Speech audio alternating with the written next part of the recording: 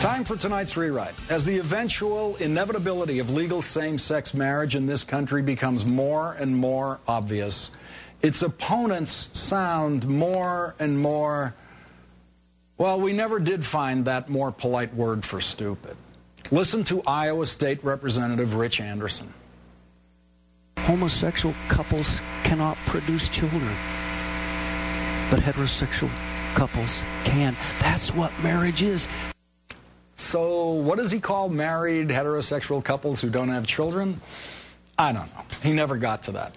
Anderson was speaking to the Iowa House of Representatives on Tuesday before it voted 62-37 to pass a resolution which could allow the state to vote on whether to ban same-sex marriage. He had a little more to say. We want to protect something called responsible procreation. We want to drive procreation into a stable relationship. And procreation only happens between a male and a female. Because, you see, a male and a female can do something that a homosexual couple cannot. They can create children accidentally.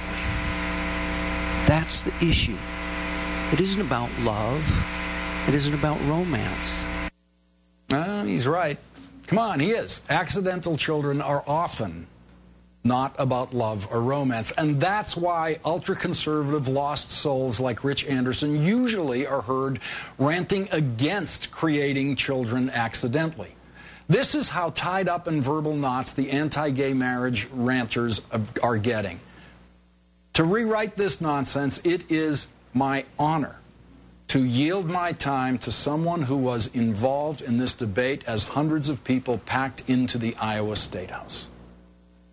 Good evening, Mr. Chairman. My name is Zach Wahls. I'm a sixth-generation Iowan and an engineering student at the University of Iowa, and I was raised by two women.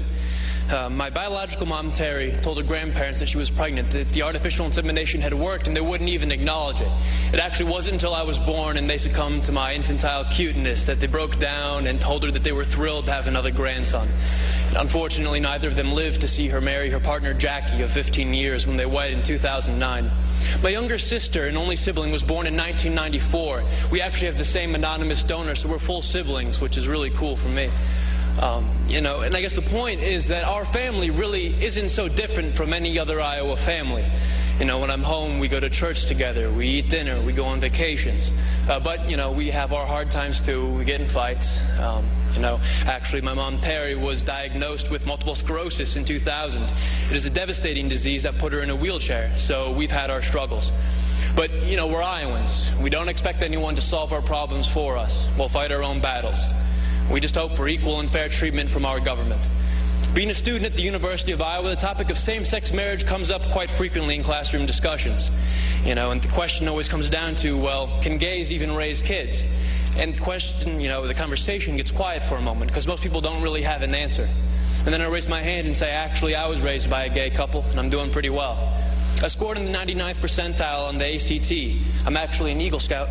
I own and operate my own small business. If I was your son, Mr. Chairman, I believe I would make you very proud. I'm not really so different from any of your children. My family really isn't so different from yours. After all, your family doesn't derive its sense of worth from being told by the state, you're married, congratulations. No, the sense of family comes from the commitment we make to each other, to work through the hard times so we can enjoy the good ones. It comes from the love that binds us. That's what makes a family. So what you're voting here isn't to change us. It's not to change our families, it's to change how the law views us, how the law treats us. You are voting for the first time in the history of our state to codify discrimination into our Constitution. A Constitution that, but for the proposed amendment, is the least amended Constitution in the United States of America. You are telling Iowans that some among you are second-class citizens who do not have the right to marry the person you love. So will this vote affect my family? Would it affect yours? Over the next 2 hours, I'm sure we're going to hear plenty of testimony about how damaging having gay parents is on kids. But in my 19 years, not once have I ever been confronted by an individual who realized independently that I was raised by a gay couple. And you know why? because the sexual orientation of my parents has had zero effect on the content of my character. Thank you very much. I'm proud to announce that Zach Wahls and one of his mothers will join us tomorrow exclusively here on The Last Word to talk about their family's fight for marriage equality.